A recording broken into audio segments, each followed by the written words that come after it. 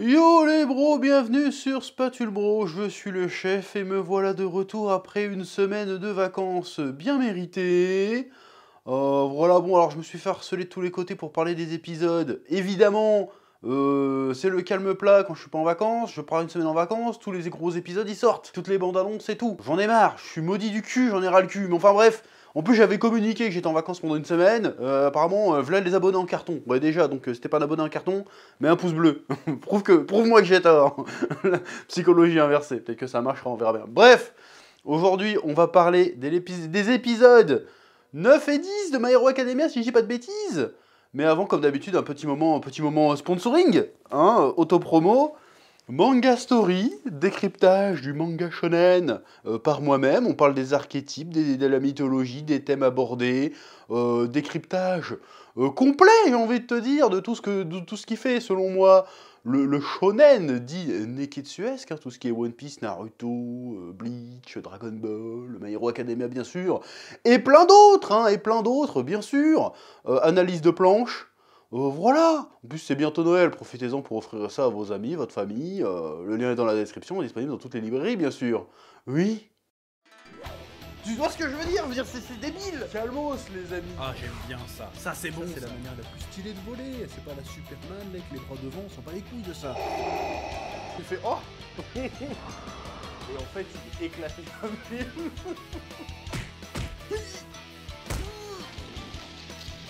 Je sais pas ce qui m'a pris là. Là, j'ai craqué. Bon alors, qu'est-ce que j'ai pensé de cette petite fournée d'épisodes? Je suis désolé, je vais faire le rabat-joie, on va dire encore que je suis trop pointilleux. Mais définitivement, plus on avance dans le temps avec cette saison 6 de My Hero Academia, plus je constate que l'adaptation, pour moi, hein, n'est pas au niveau du manga. Ce qui est très très dommage. Voilà, alors je pense que c'est plein de facteurs, hein. C'est pas nécessairement que l'animation, je pense que c'est le rythme, globalement, c'est aussi l'animation, c'est aussi la mise en scène. Encore une fois, je vais avoir l'impression de me répéter, mais une bonne adaptation, c'est une adaptation qui sublime le manga. Or, là, ça se contente de faire un copier-coller sans panache. C'est-à-dire que, bon, là, les personnages sont dessinés comme ça, donc on va les dessiner pareil. Mais comme on n'a pas vraiment le même trait, la même intensité de trait que Horikoshi, bah du coup, ça devient un peu fadasse. Voilà, il y a des moments qui, dans le manga, sont complètement iconiques. Hein. Je pense au passage où Izuku Midoriya pète un câble avec les yeux qui brillent et tout, et qui mord dans les espèces de griffes de Shigaraki. Bon, bah, dans le manga, c'est double page, c'est slash page, même pour prendre l'expression un peu américaine du comics, qui serait appropriée pour le coup. Masterclass. Là, c'était mou du cul. J'ai fait, oh, c'est pas d'intensité, pas de puissance, pas d'émotion. Voilà, je suis désolé, je trouve cette adaptation de plus en plus médiocre, ce qui est dommage, encore une fois, les 3-4 premières saisons, c'était vraiment pas le cas. Il y avait vraiment quelque chose qui sublimait vraiment les planches du manga. Là, c'est vraiment un peu feignant, surtout quand on voit tout ce qui se fait à côté. Donc je suis un peu déçu. Donc ouais, adaptation assez moyenne. Ça me rappelle les premiers épisodes de Naruto, tu sais, au bout d'un moment, ou même de Bleach, hein, t'as plus... C'est vraiment... C'est comme... En fait, on dirait que c'est un anime fleuve, vu comment c'est fait. J'allais dire comment c'est torché, bon j'exagère, mais t'as l'impression de revenir au début des années 2000 où t'avais 150 épisodes de Bleach, 150 épisodes de Naruto, 150 épisodes de même Dragon Ball Z, c'était ça. C'est-à-dire que sur 20 épisodes, t'en avais 3 de vraiment bien, et tout le reste c'était juste, on les a fait à la chaîne. J'ai ce sentiment-là avec My Hero Academia, c'est de plus en plus prononcé. Bon, après, c'est peut-être que moi, j'avais qu'à pas lire le manga, peut-être. C'est ma faute. C'est ma faute d'être un vrai, de lire les mangas. C'est ça mon problème. Bon, bref. Bref, en revanche, niveau de l'histoire, c'est très intéressant, encore une fois. Le développement de Bakugo, voilà, c'est très intéressant, mais un truc que j'avais vu venir il y a longtemps. Je me souviens, j'avais fait un live Crunchyroll à l'époque, et j'avais dit que... il y avait je sais plus qui était sur le plateau qui disait « Ouais, mais Bakugo, c'est qu'un harceleur. » Et moi, je dis « Mais non, mais t'as rien compris !» C'est que Bakugo est dans un arc de rédemption. Bakugo s'en veut de ce qu'il a fait subir à Deku toutes ces années. Donc il va finir par se faire pardonner. Il cherche à faire amende honorable, il cherche à se racheter. Et c'est pour ça que leur relation est intéressante. Voilà, et ben, qu'est-ce qui se passe dans cet épisode? Ben, il dit exactement ce que je disais à l'époque. Il dit que, bah ouais, putain, je me sens mal, je l'ai toujours martyrisé et tout, mais en fait, c'est parce que j'avais honte de pas être comme lui. Parce qu'en fait, j'aurais aimé être comme lui, c'est-à-dire d'être capable de tendre la main aux gens et de les aider quoi qu'il en coûte, sans penser à ma personne, sans impliquer mon ego tout le temps. Sauf que le problème, c'est que j'étais pas comme ça, et en fait, je le martyrisais parce que j'avais honte de moi-même, et du coup, c'était dans un cercle vicieux, c'est-à-dire que plus il avait honte de lui-même, plus il le martyrisait, mais plus il le martyrisait, plus il avait honte de lui-même, et du coup, bah, comment s'extirper de ça? Il s'est dit à un moment donné, bah, c'est pas grave, il sera jamais à UA, comme ça je pourrais passer à autre chose dans ma vie, mais en fait non, le gars était toujours là, devient l'héritier d'All Might officiel, et en plus continue à lui sauver les miches, donc c'est terrible ce qui se passe pour le jeune Bakugo. Bon après, bien fait pour sa gueule, mais on arrive quand même à un cheminement où le gars dit, bon, j'ai l'occasion maintenant de me racheter pour de vrai, je vais prendre la balle pour l'équipe, pour Midoriya, et je vais le sauver, comme il m'a sauvé avant. Boum, je me prends les petites griffes dans le bide. Donc la scène, malgré la réalisation de l'épisode, qui est vraiment pas ouf pour le coup, fonctionne. Je veux dire, il y a le côté émotionnel qui marche. Mais c'est dommage, parce que dans le manga, ça marche beaucoup plus. Et on va me dire, mais t'es fiant, nous on n'a pas lu le manga, alors du coup, t'es en train de nous gâter le plaisir. Bah regarde pas mes reviews, et puis c'est tout. Si tu regardes juste pour que je te lèche le cul et que je te dise ce que tu as envie d'entendre, il y a d'autres chaînes qui font ça très bien. Ici, c'est pas ce qu'on vend. C'est une erreur, je ferai certainement plus de vues en léchant le cul de tout le monde, mais c'est pas possible, j'y arrive pas. Voilà. Donc je dis ce que je pense. Je dis, c'est une scène qui aurait dû être culte, qui est devenue un peu osef, et en fait on passe assez vite à autre chose, et c'est très très dommage. Oui. On a aussi Aizawa qui a un moment plutôt stylax, j'adore ce mot stylax, il veut rien dire mais c'est pas grave, où il va se faire tirer une balle anti-alter dans la jambe, il fait bah c'est pas grave, je me coupe la jambe. Et il y en a qui m'ont dit, ouais t'as spoilé dans la dernière review, mais bâtard, ouais je t'insulte maintenant, j'en ai plus rien à foutre, mais bâtard, on le voit sortir son coutelas, là. On le voit sortir son schlass. Tu crois qu'il va faire quoi avec? C'était évident qu'il allait se couper la jambe. Que t'aies lu le manga ou pas, c'était évident que c'était le move à faire. Je veux dire, t'as jamais regardé d'animé, t'as jamais lu de manga. C'est toujours le truc extrême, genre il y a un méchant qui peut te tuer en te touchant, et ben tu coupes le membre pourri en mode déter. Et là où c'était plutôt balèze, c'est que Aizawa, en fait, son pouvoir, tu te dis... En fait, son pouvoir est balèze et c'est rien comme ça, mais en fait, il a le pouvoir qui demande le plus, certainement, le plus de volonté, parce que le gars, il doit aller contre ses réflexes instinctifs, qui sont de cligner des yeux. C'est-à-dire que le gars, là, il vient de se couper la beuge, et en plus, il doit avoir la force mentale de pas faire « ça pique !» Il doit rester comme ça, alors que déjà qu'il a les yeux éclatés, il est comme ça. Et en plus, il se coupe la jambe. Et le gars, il cligne pas des yeux, il doit rester comme ça, en train de fixer le... Oh non, franchement, il a un mental incroyable. Faut avoir le mental, hein, déjà, rien que le mental de se couper la jambe, mais en plus, de vraiment pas cliquer, de pas cligner des yeux, pas détourner le regard, même pas lâcher un aïe. Non, non, mentalement, il est très très très fort. Ah non, franchement, total respect sur lui. Bon, après, il s'est quand même fait bolosser, mais il a tenu vaillamment son rôle. Voilà, donc la scène est très très stylée, personnage... hautement badass, hein, ce Eraserhead, franchement, 10 sur 10 masterclass, oui. J'aime aussi que dans cette fournée d'épisodes, on a encore cette idée de génération qui change, de passage de flambeau. Tu vois la génération d'Endeavor et tout, qui sont un peu dépassés par les événements et qui ont honte d'être obligés de se reposer sur la jeune génération qui vient très clairement de les sortir de la merde. Midoriya leur a sauvé le cul dans l'épisode 9, il aura sauvé le cul de ouf. Shoto et Bakugo ont sauvé le cul d'Endeavor de manière assez stylée. Et les gars sont là, mais on va pas impliquer les jeunes. Non mais attends, on les voit très bien comme des pros déjà. Les gars, ça fait 1 an qu'ils sont dans le game, ils sont en train de tout plier. Bon, ça c'est toujours le défaut un peu qu'on a dans les shonen du genre. J'en parle dans mon livre. C'est que les gars dépassent la nouvelle génération en 2 coups de cuillère à peau à chaque fois. Bon, après, c'est pour, comment dire, parce que le temps de publication, c'est le décalage entre le temps de publication, le temps de lecture, et le temps intradiégétique, on peut dire, même si c'est un terme pour le cinéma à la base, on s'en bat les couilles, ça marche aussi, c'est-à-dire dans le temps réel dans la fiction, ce qui fait que t'as l'impression que les gars Ils mettent des années à évoluer, mais en réalité, non, ça se passe en l'espace de quelques semaines, voire quelques mois, là, tout ce qu'on voit là. Bon, là, ça se passe sur une année depuis le début, mais il s'en est passé des choses, là, l'année de dingue, donc ils ont fait des bonds exponentiels. Alors que dans la réalité, ça mettrait vraiment des années, tu vois, à construire tout ce patrimoine de puissance, ce capital de puissance, cette maturité, cette expérience, si tu vois ce que je veux dire. Oui. Donc, on est sur cette idée de passage de génération à la fois des héros, hein, qui sont obligés de passer le flambeau parce qu'ils ont échoué, et aussi passage de flambeau d'une génération de vilains à une autre génération de vilains.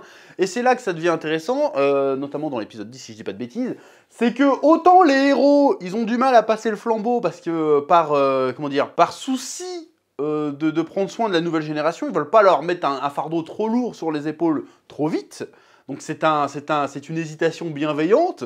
Autant du côté des vilains, le All for One, il a pas vraiment envie de passer le flambeau à Shigaraki, mais pas seulement parce qu'il... même pas du tout parce qu'il s'inquiète pour Shigaraki, mais parce qu'il fait, dis donc, il y a qu'un seul roi sur la colline, c'est ma gueule en fait. C'est le sentiment que j'ai. Alors t'as l'impression... En fait, ses actes vont pas dans le sens de ce qu'il dit. Parce qu'il dit... Ouais, tant mieux, à un moment il fait ouais, tant mieux, tu me détestes aussi, tu détestes ta grand-mère, tu détestes tout le monde, tu détestes machin. Tant mieux, comme ça, on va pouvoir créer le roi des ténèbres ou du chaos, une connerie comme ça, il sort. Mais en même temps, il veut pas lui lâcher la bride. C'est-à-dire, non, mais t'inquiète, je vais t'aider. C'est moi qui contrôle. Comme ça, si c'est moi qui contrôle, on est plus fort, et puis comme ça, t'atteins ton objectif aussi. Donc en fait, t'as l'impression qu'il veut pas vraiment lâcher la bride à son poulain, et que finalement, il se sert plus de lui plutôt que il sert les objectifs de Shigaraki, si tu vois ce que je veux dire. Qui est manipulé là-dedans, qui est utilisé, et en fait, t'as l'impression que Shigaraki essaye d'user de All for One pour ses ambitions personnelles, tout comme All for One utilise Shigaraki pour ses ambitions personnelles. Donc on n'est pas vraiment dans de la transmission en réalité, mais dans de l'exploitation, qui vont dans les deux sens, ce qui fait que leur relation est giga malsaine en fait. Voilà, que le Shigaraki, finalement, pour ses objectifs, qui sont une espèce de liberté absolue, en fait, vend cette liberté, au final. Donc c'est tout le paradoxe. Donc je trouve ça très intéressant, encore une fois. Oui. Et cette idée aussi de génération qui passe le relais, elle se voit évidemment dans le One for All, le pouvoir de Midoriya, avec les anciens détenteurs, bon, le détenteur originel est là, Nana Shimura, je crois que c'est ça, qui apparaissent et qui aident Deku à ne pas se faire voler le pouvoir. Et là, on est dans un truc où il aide à se relever, en fait. C'est dans cette scène-là que tu vois l'opposition entre les deux camps. C'est que le All for One, il push Shimura, fait genre non mais reste sur le côté, je m'en occupe. Et les autres font non, on va relever des coups et il va vous repousser. C'est là qu'on voit l'opposition entre les deux, ce qui fait qu'un héros s'élève et qu'un vilain chute finalement. Et je trouve ça, encore une fois, dans le symbolisme, très intéressant. C'est dommage que niveau mise en scène, animation, musique, ça ne suive pas. C'est très très dommage. Encore une fois, on aurait dû avoir des... Bon, peut-être que certains qui regardent que l'animé ont eu des frissons devant la scène, ont eu de l'émotion. Moi, j'ai fait... je me suis fait un peu chier quand même. Oui, et c'est dommage, encore une fois. Bon, ensuite, il y a tout le segment avec... et c'est là pour ça que je te dis que j'ai l'impression de voir un animé fleuve, c'est-à-dire un truc où il y a plein d'épisodes, alors qu'en réalité, il n'y en a pas tant que ça, hein, de My Hero Academia, parce qu'il y a plus de 100 épisodes, attention, c'est pas ça que je dis, mais on se tape pas des saisons de 50, 60 épisodes, voire 100 épisodes, comme on se tapait à l'époque avec les Bleach et tout. Bon, c'était pas tout à fait en saison, mais t'as compris ce que je veux dire. Ceux qui connaissent l'époque, ils savent de quoi je veux parler. Voilà, ta gueule. Bon, bref. Et en fait, il y a tout le passage avec Gigantomachia, qui traverse les villes, et là tu te dis oh putain ils ont rien trouvé de mieux pour gérer du rythme, pour gagner du temps d'épisode quoi.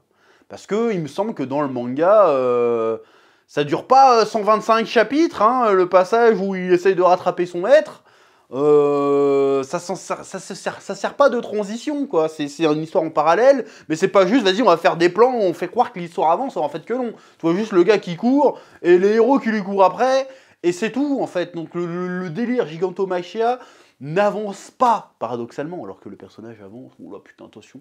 Bref. Ce qui nous amène à l'autre chose que je trouve intéressante, c'est le personnage de Toga, qui dit « Putain, il faut que je trouve mes potes de Yue, parce qu'elle les considère comme ses potes, que je leur pose la question de... parce que si un héros a tué mon pote, alors que mon pote est mort, justement, en essayant de protéger ses potes, c'est qui le héros, c'est qui le méchant dans l'histoire. Je crois que c'est ça, hein, un truc dans le genre. Donc je vais leur poser la question, parce que ce sont des héros, et peut-être qu'ils pourront m'aiguiller. Et du coup, elle se retrouve confrontée à Oshako. Et là, encore une fois, la confrontation est intéressante, parce que y a la Toga qui essaye de poser un dilemme moral, et il y a Oshako qui fait « Mais de quoi tu me parles, espèce de connasse? Tu viens de buter une vieille, juste pour me poser ta question. Donc moi, je cherche à aider le plus de gens possible. Toi, t'as buté quelqu'un, juste pour qu'on puisse pour me poser une question. T'es une tarée en fait, peu importe tes intentions, ok, t'es un personnage nuancé, il y a du bon certainement en toi, mais t'es fondamentalement dérangé en fait.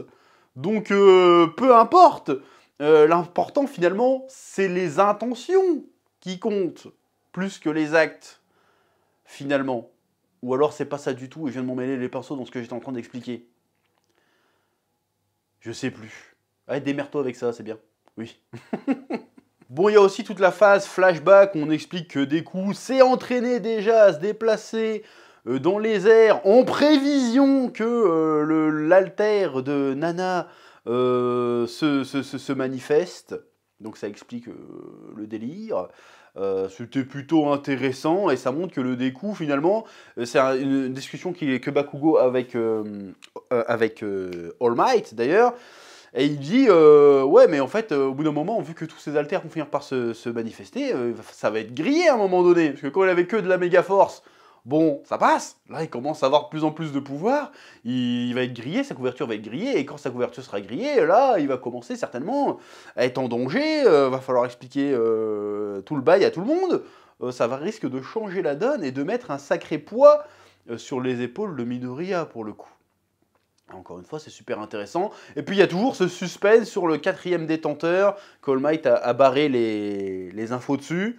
En vrai, j'ai beau avoir lu le manga un peu plus loin que ça, je me souviens plus du tout de ce que c'est.